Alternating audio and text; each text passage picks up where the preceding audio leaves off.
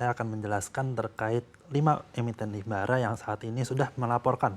Selama tahun 2025 mereka punya laporan keuangan kurang lebih seperti apa sih. Dan kita akan bahas terkait kinerja laporan keuangan tahun 2025 beserta dengan proyeksi dividennya yang akan juga nanti kita bahas di momen kali ini. Mungkin boleh di next. Nah, ini adalah gambarannya terkait proyeksi apa yang sudah dilakukan dan dicapai oleh masing-masing emiten. Kita bisa lihat di sini ada Mandiri, BRI, BNI, BSI, dan juga BTN. Bisa dilihat di sini bahwa laba bersihnya ini kurang lebih di sini dalam waktu triliun rupiah ya. Jadi triliun rupiah ini 56,29 triliun rupiah. Dan kalau misalnya kita lihat ada sedikit kenaikan di mana 0,92% dari pertumbuhan laba dari tahun lalu.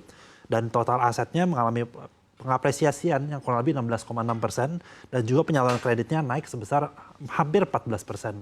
Dan untuk NIM-nya itu di net interest margin-nya di sekitar 4,59%. Dan kita lihat di BRI 56,65 triliun, namun sayangnya pertumbuhan labanya mengalami pengoreksian sedikit yaitu di mana minus 5,5%.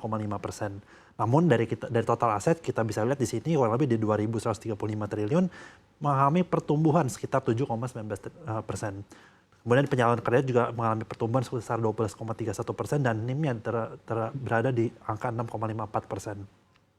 Untuk BNI sendiri juga memiliki kesamaan dengan BRI, di mana laba bersihnya di 20 triliun. Pertumbuhan laba sayang sekali mesti mengalami sedikit penurunan di minus 6,63% dan kemudian total asetnya di 1.362 triliun. Pertumbuhannya ini cukup signifikan ya, menjadi paling utama di sini di 20,52%. Dan kemudian kita lihat juga pertumbuhan kredit itu juga di sini menjadi paling tinggi di 15,94% dengan NIM di 3,8%. Nah, kita bisa lihat juga di BSI di mana pada saat ini BSI di 7,57 triliun untuk dari segi laba bersihnya. Kemudian kita lihat dari pertumbuhan laba di 8%, total asetnya di 456,2 triliun dengan pertumbuhan aset kurang lebih di 11,64%.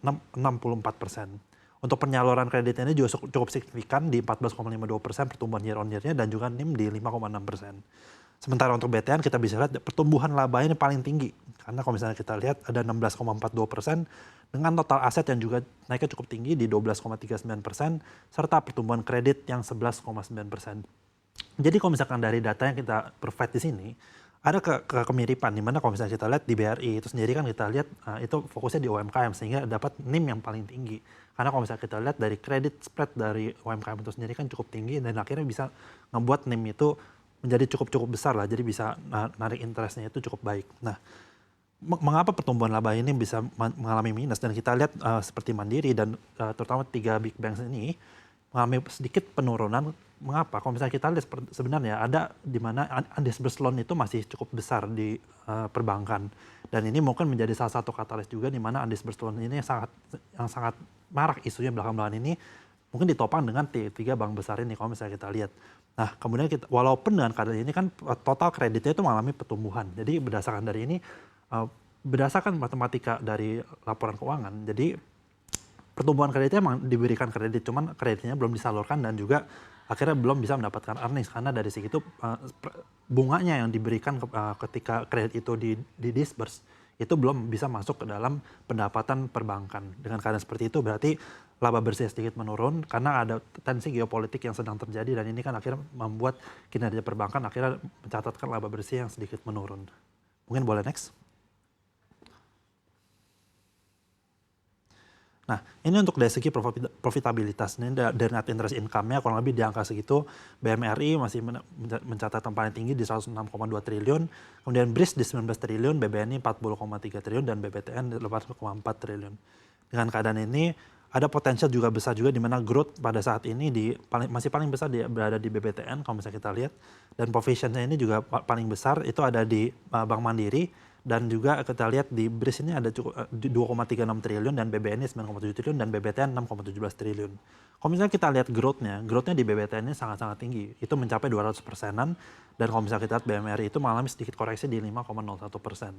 Sementara kalau misalnya kita lihat dari net income-nya sendiri, net income masih paling tinggi di Bank Mandiri seperti kita tahu di 56,3 triliun dan walaupun misalnya tadi dibahas juga secara overall ini masih walaupun secara volume paling besar cuman masih mengalami sedikit koreksi karena 0,92% itu untuk kenaikan year on year itu agak kurang optimal karena ada tergerus inflasi dan lain-lain. Jadi berdasarkan dari ini profitabilitas itu masih paling bagus dipegang oleh BBTN walaupun volumenya lebih sedikit kecil karena berdasarkan kita tahu selama ini kan pemerintah sekarang lagi fokus untuk bisa membuat program 3 juta rumah sehingga BBTN dapat akumulasi dari interest yang ada saat ini sehingga meningkatkan mereka punya laba bersih sangat berlipat ganda cukup besar gitu. Next.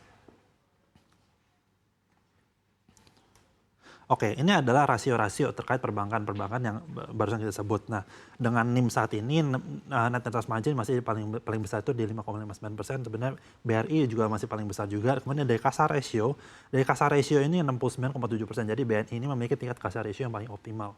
Kemudian kalau misalnya kita lihat dari LDR juga LFR ini masih paling bagus di BBTN juga masih paling bagus karena di 91,6. Sementara kalau misalnya kita lihat ini cukup besar, jadi spread itu paling besar di BRIS di 83,74 karena kalau misalnya kita lihat kan sangat-sangat mumpuni kalau misalkan LDR itu sangat-sangat bagus dengan keadaan seperti ini kan berarti bank masih bisa punya ruang yang cukup besar untuk bisa memberikan kredit kepada nasabah-nasabahnya. Kemudian kalau misalnya kita lihat di NPL itu sendiri, NPL masih paling besar di BBTN karena kalau misalnya kita lihat BBTN saat ini berada di level 3,1% dan kalau misalnya kita lihat di perbankan-perbankan yang lebih besar itu di angka 1% dan menurut berdasarkan data yang ada selama ini bank-bank besar emang harusnya berada di level 1% atau mungkin harusnya di bawah 1% karena kalau misalnya kita lihat NPL netnya itu kurang lebih di 0,3-0,4%. Nah untuk capital adequacy ratio-nya ini kurang lebih masih paling oke itu dari sisi paling besar di BRIS. Kalau misalnya kita lihat BMRI 20,4%, BBNI 20,7%, dan BBTN 20,9%. Sehingga dengan keadaan seperti ini kan cukup semakin tingginya itu semakin bagus. Kalau misalnya kita dengan keadaan seperti ini, BRIS masih memenangkan BRIS ini. Mungkin boleh di next.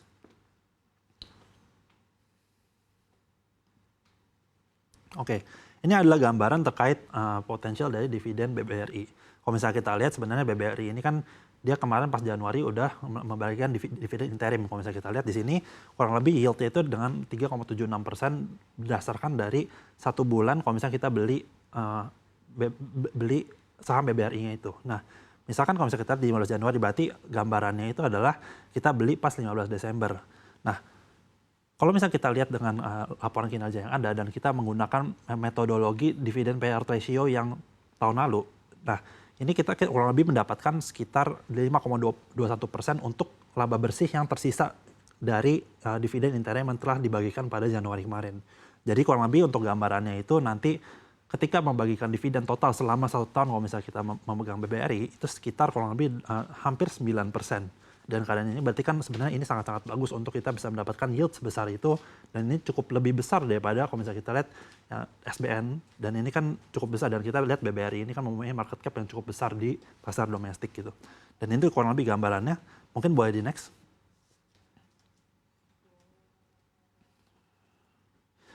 Dengan metodologi yang sama, oke, ini adalah rentetan dari BBRI yang sudah terjadi dari 2016. Sebenarnya ada juga dari sampai 2000-an, tapi ini kurang lebih gambaran aja dividennya tuh secara historis tuh kurang lebih gimana sih. Mungkin boleh di next. Oke, ini terkait Bank Mandiri. Kalau Bank Mandiri kita bisa ngeliat di sini di mana sudah membagi dividen interim juga kemarin di Januari tanggal 14 di mana bisa dilihat bahwa 2,02% untuk imbal hasilnya dan untuk harga sekarang itu bisa kurang lebih bisa mendapatkan dividen 375 perak dengan membagikan hasil tersebut dengan menggunakan dividen payout ratio tahun lalu. Jadi kurang lebih nanti bisa didapetin imbal hasil itu sekitar 9,6% dan ini cukup besar karena kalau misalnya kita lihat Bank Mandiri juga memiliki kinerja yang positif tadi di laba bersihnya juga 0,93% which is yang paling bagus di antara BBRI dan juga BBNI. Dengan keadaan seperti ini kan sebenarnya kita bisa ngeliat nih bahwa potensial untuk earnings ke depannya juga masih sangat-sangat bagus. Dan ini kurang lebih rentetan sejarah dari pembagian dividen di Bank Mandiri. Kita bisa lihat dari kemarin sebenarnya di tahun lalu sebenarnya udah cukup 9,05% juga, cuman kita bisa ngeliat makin lama makin turun juga. Sebenarnya bukan makin lama, berdasarkan sejarah, kalau misalnya kita tarik ke belakang itu semakin menurun dan sepertinya kalau misalnya kita lihat belakang-belakangan ini sebenarnya karena ada Nantara sehingga imbal hasilnya ini ditarik semakin tinggi lagi dengan dividen payout ratio juga semakin tinggi. Mungkin boleh di next.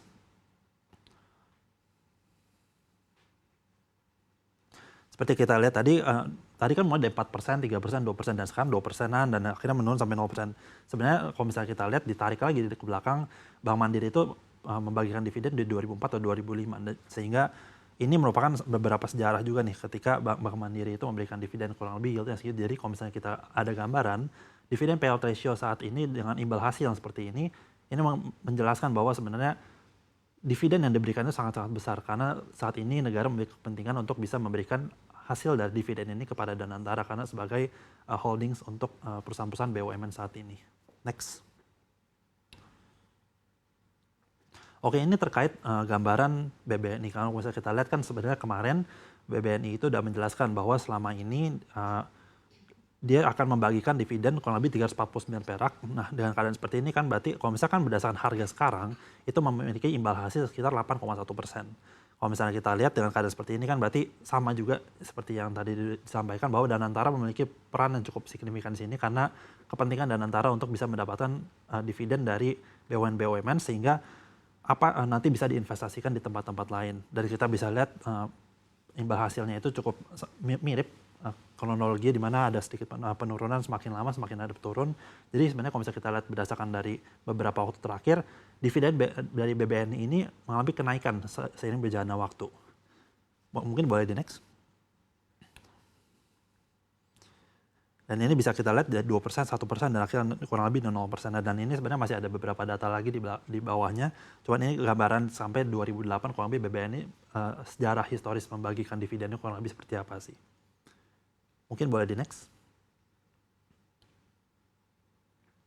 Oke, ini terkait BBTN. Jadi kita bisa menjelaskan bahwa BBTN ini memiliki imbal hasil yang cukup bagus. Kenapa? Kalau misalnya kita lihat berdasarkan dari apa yang terjadi saat ini, di mana Maret April ini kan sebenarnya 5,81% nih. Dengan keadaan seperti ini kan berarti sebenarnya saat ini walaupun belum bisa menjadi perbankan yang memberikan dividen paling besar, tapi kita perlu mengingat bahwa negara memiliki kepentingan untuk bisa membesarkan program 3 juta rumah.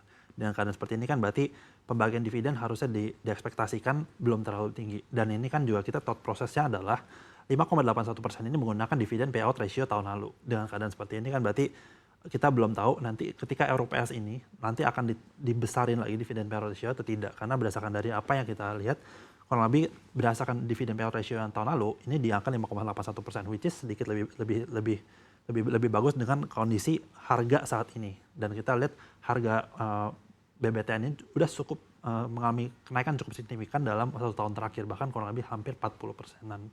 Dan ini adalah sejarahnya ke bawah, itu kurang lebih di 3-2%-an aja sebenarnya. Mungkin boleh di next. Nah, bahkan sampai ketika di 2011 sampai 2010, BBTN itu hanya membagikan 0%. Dan ini kan memberikan sinyalnya juga kepada investor sebenarnya BBTN tuh pengen bagi dividen loh. Dan ini kan kita bisa lihat, dan dia konsisten sejak tahun 2012 itu konsisten sampai sekarang membagikan walaupun dengan yield lebih rendah. Namun kita bisa lihat sekarang ini sebenarnya yieldnya udah cukup tinggi sehingga menyebabkan investor-investornya lebih mau invest di situ. Sehingga kita bisa lihat nanti dari harga price-nya itu cukup tinggi. Mungkin boleh di next. Nah, bisa dilihat di sini kurang lebih gambarannya sebesar apa sih dan pergerakan saham-saham perbankan ini selama setahun kurang lebih seperti apa. Bisa dilihat ini yang merah ini adalah BBTN, di mana BBTN mengalami kenaikan sebesar 49,12%. Seperti yang tadi aku ngomong, berdasarkan dari ini kan berarti kan imbal hasilnya kalau misalkan udah naik segitu berarti kan harusnya udah cukup sangat-sangat besar dengan keadaan seperti ini. Dan kita misalnya lihat di Bank Mandiri itu sekitar 1,24%. Dan kalau misalnya kita lihat di BBNI minus 5,29%, dan kemudian BBRI minus 5,77%, dan juga BRIS di minus 14,34%. Dengan keadaan seperti ini kita bisa lihat bahwa sepertinya proyeksi dari masing-masing perbankan ini memiliki isu fundamental yang masing-masing bagus. Jadi tapi karena BBTN selama ini memiliki fokus yang jarang, sehingga kita lihat dari total kreditnya, dari total portfolio, dan juga dari laba bersihnya itu BBTN itu sangat-sangat bagus. Dan kita bisa lihat mengalami kenaikan sebesar ini karena pertama dari SAL, dana SAL, dan kemudian ini kita bisa lihat juga dari sebenarnya dari perbankan yang big caps ini, terutama dengan kondisi seperti ini kan berarti udah minus ini, dan growth dari kreditnya ini berarti kan berpotensial untuk misalkan undisbursed loan-nya itu di-disburse ke pasar, ini akhirnya bisa meningkatkan dari kredit itu sendiri, dan akhirnya nanti bisa dapetin net interest income itu menjadi lebih tinggi lagi. Dan karena ini berarti kan forecast untuk kita bisa mendapatkan imbal hasil ke depan lebih optimal itu semakin tinggi lagi.